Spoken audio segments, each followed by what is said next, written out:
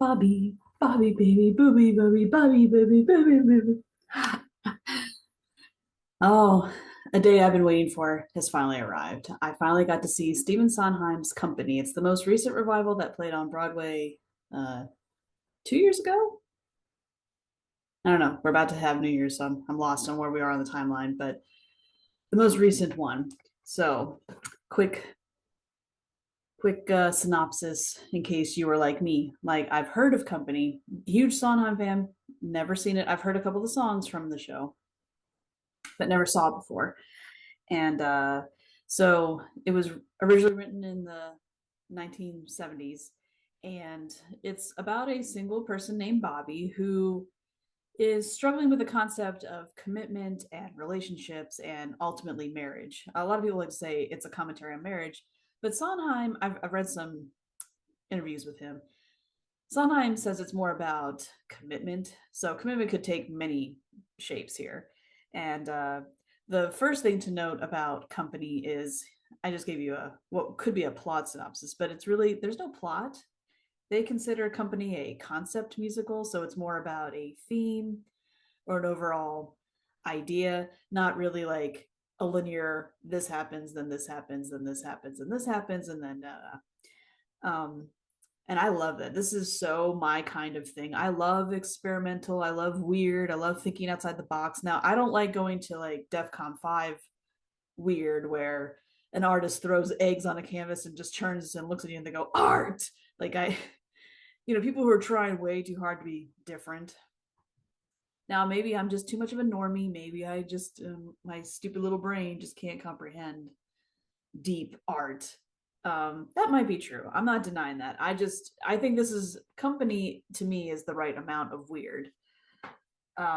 So in this revival, the thing that's noteworthy about it versus the other adaptations, because it's been revived a couple times since its initial run, is they've gender swapped. Now, I thought they just gender swapped the lead. I knew Bobby was a bachelor, and that in the most recent revival, Bobby is now a woman. And I thought, okay, hopefully, I hope they're not just doing it just to do it. I hope that it's some sort of commentary, or maybe they're like, hey, the message hits differently because it's a woman. And I think that's true depending on your point of view. Obviously, all things matter based on your own life experience. I do think if I did see Company back when I first learned about Sondheim when I was like 14, let's say I saw Company then, I think how I would have seen that would be vastly different from now because Bobby is struggling with turning 35. That's sort of the glue that holds the whole show together. I think if you are approaching 35 or at 35 or definitely older, this is a show that would hit you differently. So I do think it comments on age too. So I'm gonna get into real spoilers now. I don't think you can talk about Company without spoiling it. Like spoiling it. Everything else I've said has been kind of generic. Um, so I'm gonna give you my thoughts on this production. And I did some research and I did watch subsequent, like I streamed alternate versions, and so how I think they compare and contrast. So this exact one, I did not get to see it on Broadway. I missed it, but it came on tour. It came to Philadelphia, actually. I've never been to this theater, the Forest Theater. Beautiful space, by the way. I wish more shows would play there instead of some of the other spaces that Philadelphia has, but another time. Beautiful space. I actually liked the gender swap. Now, to spoil some more, I don't know if this is a spoiler, but we're going to call this spoilers. Multiple characters are gender swapped. So a lot of the husbands have become the wives and vice versa. And there's one couple that has been transformed from a heterosexual couple to a homosexual couple, which I think is actually brilliant. So they pick the Amy and Paul pairing, the I'm Not Getting Married Today. That's a famous song. And I think I've heard snippets of that song, but I didn't realize that was from this show. And I never heard it in its entirety. So when I saw it, it was like brand new information to me. I love that they chose that couple in particular. Some people say it's to comment on the fact that in recent years we've had same-sex marriage, recognized and legalized, and all these wonderful things. Lev wins, and so maybe it's good to pick that couple for that reason. I like to think we're moving to a society where someday, it's not going to be a big deal to have same-sex couples being married. Like that's not going to be interesting the way heterosexual couples being married is not. It's not interesting, it's not newsworthy. So that may not hit the same way if this was done 100 years from now, or something like that. um it's certainly good for right now. My brain didn't go there. Just in subsequent research since I've seen this production, I'm like, oh, you're right. That's a good point. Maybe that's why they chose that couple, because honestly, so Bobby has 5 couples that she interacts with. I actually think it'd be funny to see a same-sex couple being the jujitsu couple. I think that would be very, just to see how that would change. I think that'd be interesting. Anyway, so the wives are the husbands and the husbands are the wives. So almost every single person, not all of them, but a lot of them haven't changed. The one person who's the same is the old lady Joanne, who has the show stopping number, the ladies who lunch. She's just a tough old broad. That's still a woman. So what she's talking about has to be swapped when appropriate, when recognizing gender. But I think every other couple has been swapped. Now that I'm trying to remember it better. It's been a few weeks. I saw this in December, Christmas season. I got busy, so this review is scotch late. Not a month late. It's less than a month late. But I do think it hits different because I was so excited to see this show, and as soon as it was over, I came home next day. I looked for, I believe it's the 2006 revival that I watched. I wanted to just do a compare and contrast, and that's when I realized, oh, they didn't just gender swap Bobby; they gender swapped a lot of them. Fascinating. I do think it works. I think what's so great, I think, about Sondheim's work in general, and he would attest to this, is how malleable his work is. Anyone who does company, you're not going to see the same thing twice. There's other shows that you're like, oh yeah, when I go see this, it's going to be the same old, which is not a bad thing. It's like comfort food. Sometimes you just want your meat and potatoes, right? We like our comfort food. There's nothing wrong with that. Company is not comfort food. Company is that weird, cute little exotic place that's very anti-chain, and you go there to be different. And I love that about company. This is a show where not I'm focusing on the gender part. It works.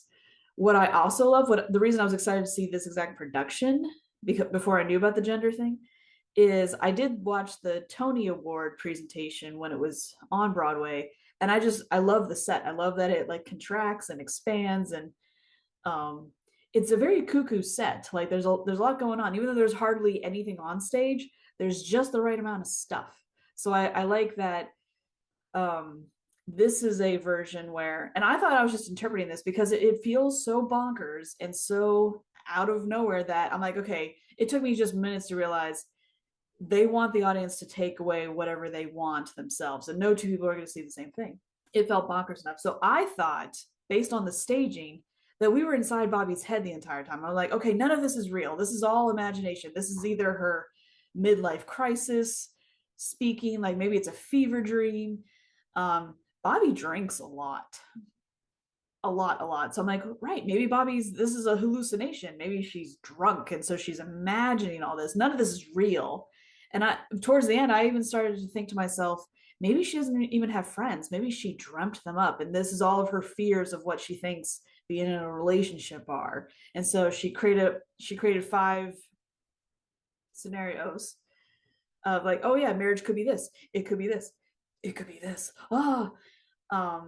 But I've been reading reviews, and a lot of people are like, oh yeah, this Alice in Wonderland approach and blah, blah, blah. Like I got the impression that all this was deliberate, and I'm like, oh, I actually picked up on the creator's intent. I thought that was just me having a takeaway. I'm not saying that was the intent, but it sounds like they were definitely in that direction. Because some people who've loved company for decades now, they say they don't like that it feels like Bobby is imagining this, or that we're in Bobby's head. I guess in other productions, Bobby has been more disconnected. Like the original conceit from what I read is Sondheim had a friend who wrote plays, and he had a bunch of one acts that were all about marriage, and he didn't know what to do with them, couldn't get them produced, and he handed them over to Sondheim saying, "Hey, I'm stuck. I'm trying to figure out what's missing. What's the je ne sais quoi that this needs?" And Sondheim thought they were funny and thought they were great, but he was like, "I don't know." And he was friends with Hal Prince, and so for some reason he gave it to Hal, and Hal was like, "Well, hey, make this a musical." And as soon as he kind of said that, ideas started to form, and they realized they needed to create Bobby. Bobby is the glue that holds these otherwise not connected vignettes together, because they all the plays, all these one acts had an observing character, someone who's on the outside looking in, and they decided to make that a single character, have someone just kind of being on the outside looking at. So I guess it's supposed to be disconnected, like Bobby's way over here and doesn't know how to connect to everyday people who are living the traditional life, or what at least Bobby is perceiving to be the traditional life. So I guess it's more disconnected. Whereas this production, we're very much with Bobby at all times, and I don't know. There's just something fever dream about it. I think the key is, how do you transition from one vignette to the other, since it's not a plot, it's not even told in real time. We open with Bobby comes home to get ready for her 35th birthday party. She's dreading it, but she's getting ready. And then they do the big opening number company, like, "Woo, we're all here for your party." But then suddenly we move, and she's hanging out with one couple, and then they like freeze when the vignette's over, and she moves to another couple. So it's the transition from one vignette to the other that looks very like Alice in Wonderland, like, oh, now the house is getting small and now it's getting big, and um, they're frozen, things are flying away, and Bobby's reacting like she can see that everything's like moving away, like they close the door and then the door locks and she can't get out. So she's like running from door to door trying to open doors, and she can't. So I understand the Alice in Wonderland reference. The minute I read that in some review, I was like, oh yes, Alice in Wonderland, that's the phrase I want to use. So it's the transitions between the vignettes that gives the impression that we're in Bobby's head. It's just got too much going on. Plus there's all this, like, I didn't notice it right away, but as it unfolded for me, I was like, oh, I see what they're doing. In the set, they have 35s hidden everywhere, like in the jujitsu couple's home. It's a gray, bland, boring home. Nothing stands out. And Bobby's wearing a red jumpsuit so that she sticks out wildly from everything else on stage, because she's so different from the rest of them. Brilliant color design. And there's like a painting above their sofa, and you can't really see it, but there's a 35. And when we're in her apartment, there's a clock on the wall. It's stuck at like 3:05, and there's these giant 3-5 balloons like you get for people's birthday, and they're following her. Like, it doesn't matter where Bobby goes, there's that looming 35. Ooh, it just, it's so subtle and it's so clever. I love me some good set design, because a lot of people just think, oh, scenery, right? The point of scenery is to let the audience know where you are. Like, right, we're in a library, so make a library. Oh, we're at the park, make a park, and that. It's like it's purely function. But I'm like, no, no, no. The set is part of the storytelling, and I love story. I love shows like this where the set can really flex its muscle and really help shape what you're looking at, and have a lot to do with how you're seeing it. So the set design in this exact production is amazing. Love it, love it, love it, love it. The staging is really good. Like I said, every time the vignette is over, it's like, I guess you could just go to black, and then lights are back up, and then Bobby could be somewhere else. I don't know how other productions have done it as far as that goes, because everything I've watched has been more like a concert version, not a full like pro shot of a stage version. I would love to know how like the original handled transitions. That's the looming question. Because this story is not linear. So we start with the 35th birthday, but then she takes turns hanging out with couples, and you can tell from their dialogue that either the birthday hasn't happened yet, it's coming up, or maybe it's already happened. So what I want to know, like, I understand that you're supposed to have questions and Sondheim's not going to answer them. That's fine. That's fine. But why do we see the couples in the order in which we see them? Is there some narrative reason that the jiu-jitsu couple is first and the terrorist couple is second, I believe? And then They're hanging out. The third couple Bobby hangs out with, that they're getting stoned.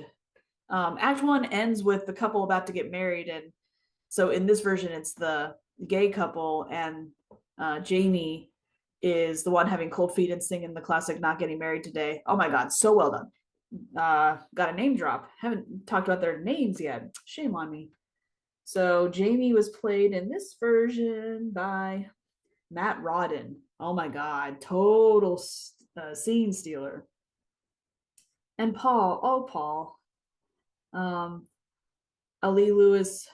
Oh gosh, put his name here. I don't know how to pronounce that. So calm, so patient. Like it's like Paul really understands who Jamie is. Going, I know this isn't you. I know you're just freaking out because we're labeling ourselves and what the wedding day is supposed to encompass. And I know in the no matter what version of this happens, there's like a distant woman in the back singing a choir like esque, like, oh, on this day of love, ooh.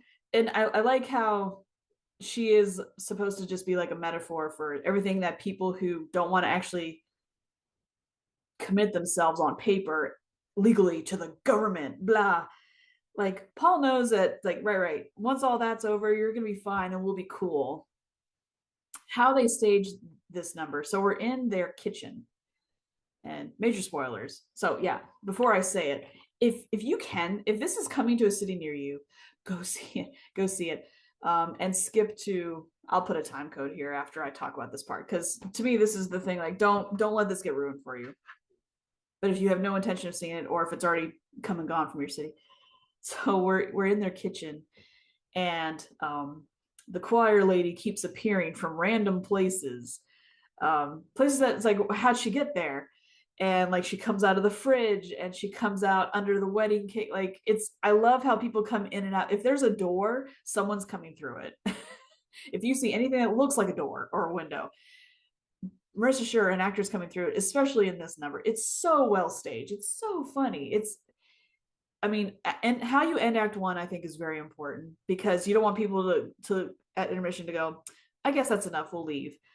That is, as wacky as the show is, that ending is so intriguing that you can't help but go, well, I got to see what happens next. So it will rope you back in for Act Two, which is what a good Act One thing should do. So well done. Um, and so Bobby visits all of them. No. I'm mixing this up. Bobby visits the terrace couple more than once, and the last couple she hangs out with is Joanne and her husband. Oh God. Oh, I forget which one is hers.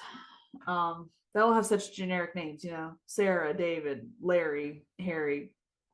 Staging's great with all of it, and they're all very distinct locations. It's not like we're going from one apartment to another apartment to another apartment. They do a good job of putting you somewhere different.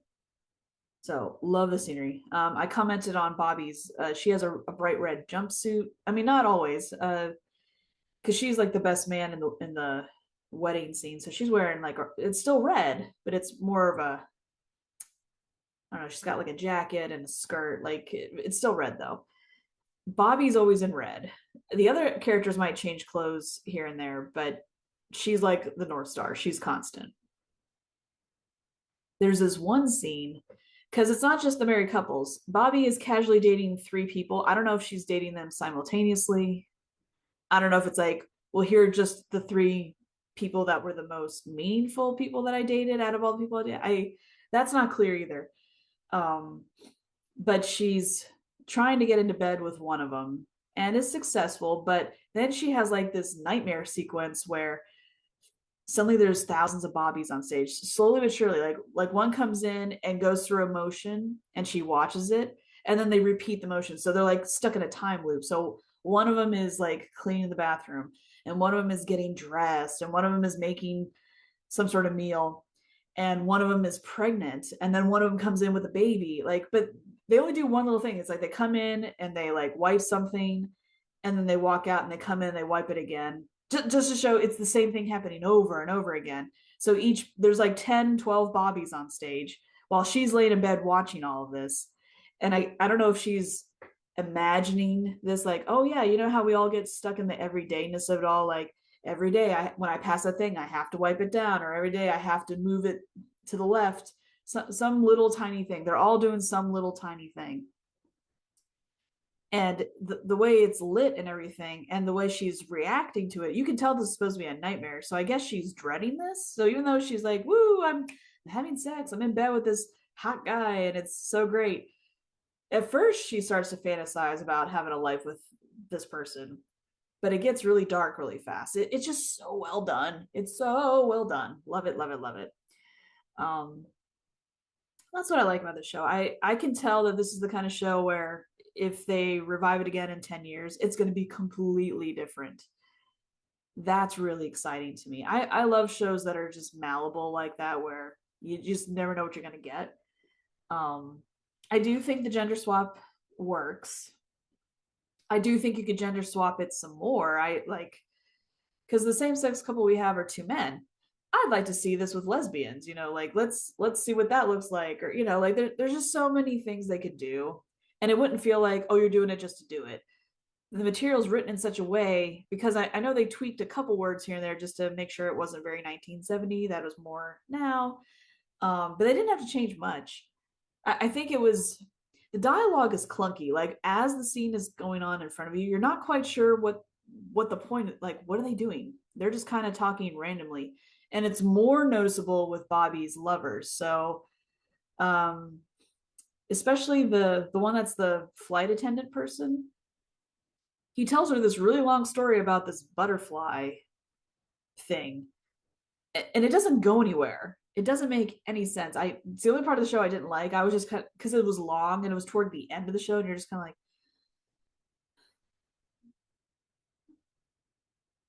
and even though I'm watching this knowing that it's not connected, it's not linear, it's not traditional, it was just a very long monologue about nothing. Well, maybe it's about something. Maybe I just can't pick up on what they're talking about, but it just didn't feel good. I would cut that whole thing.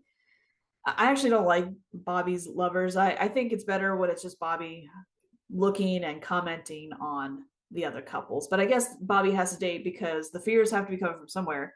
Because everyone that they're dating, they each have something where Bobby kind of leaves them going, oh, I don't know about you. And the ending is very ambiguous. Uh, I guess this could be a spoiler, but the ending is up to interpretation. There is no way to spoil this ending. Like, it doesn't end with answering a question. We don't know if Bobby gets married. Bobby doesn't declare, I'm getting married, or I'm definitely not getting married. Like, it's very open ended. And because she does what she does, like, there's a physical stage direction thing she does. I think it's so open that you can take it any way you want, which I think is smart. Let the audience decide for themselves. Yes, because of these series of events, Bobby has decided not to get married, or yeah, they have. Um, and like I said, I did watch a concert version. It was with Neil Patrick Harris, that one. Um, and I don't think it's bad the other way. Like I like Bobby as a man too, and I do think there's certain lines of dialogue that make sense with the couples being the other way. I'm like, oh yeah, I think it does make more sense for the husband to say this and not the wife. Like, I think it just depends. It probably also depends on the actor playing the part at the time. Like, what is their interpretation of what that character is trying to do? So I do think this works both ways. So why gender swap it? Um, in Bobby's case, I do think there's more pressure on women to be settled down, married with babies by a certain age. Turning 35 is a big deal. So I do think that hits more with Bobby being a woman. But I actually thought it was refreshing to have that pressure on a man, because men don't have the same pressure at the same, they age differently in the eyes of society. Like, you look a certain way longer, and so I actually thought it was nice that the original production is a 35-year-old man kind of reconciling his feelings about turning 35 and not being, you know, married yet. That actually sounds very progressive for 1970. Um, so I think it works both ways. I don't think it hurts the production. It doesn't feel like a gimmick. Uh, it doesn't feel like they're doing it for its own sake. I think everyone who has revived this show, they probably did it because they did have an idea of like, ooh, what if we did company like this? It just feels like it's that kind of show. It's just malleable. So every chance I get, anyone, I don't care if it's community theater, if anyone ever does company and I can go, like if I catch wind and I can go see it, I'm gonna go see it because I would love to see all the different takes because it's just so fascinating to me how many different ways you could possibly do this thing because of how versatile it is. So I'm very happy to report that um, this exact thing did not disappoint. I've been waiting for company for a very long time. I just I didn't have the means before to go and see it, so I'm so glad I did, and I am glad I saw this exact one. Um, so I highly recommend it. Even if you can't see this version, if you can go see company anywhere by anyone who has just a skosh of talent, go see it. It's a it's cerebral, but you don't have to go too deep if you don't want to. I think you can control the level of deepness that you give it. So if you like good conversation, if you like the theater that does make you think, company is totally for you. It's wacky, it's not traditional at all, but if that's your thing, then you'll love this. Plus, it's Sondheim. You can't go wrong with Sondheim. Beautiful music, beautiful lyrics. Love it. So I'm very happy to report that all that waiting paid off. Loved it. Thought I'd share my thoughts with all of you, and yeah, I think I covered everything I had to cover. So that's it for now. I'll be back a little bit later, slightly bigger gap for the next one, but I'll be back later. Bye.